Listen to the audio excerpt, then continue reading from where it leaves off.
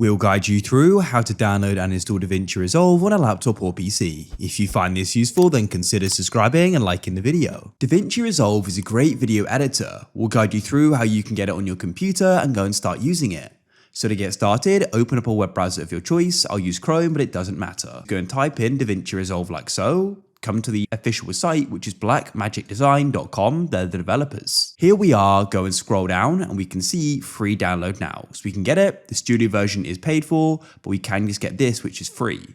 So we can go and then press Windows x86. Go and fill in your details here. When you're ready, press register and download in the bottom right, and we can then press the download button. It will start. When it's downloaded, open up your file explorer and come to your downloads. Select it and press extract all and press extract. It will open up and you can then double click the installer. We need to install these components, so let's press install and wait. The setup wizard will open. Make sure you read and agree to this. I already have, and I'll press next. Choose where you want to install it, press next and press install. It's now finished and we can press finish and it's complete. What you can then do is press search at the bottom and we can open up Davinci Resolve. Here we are, we've got it.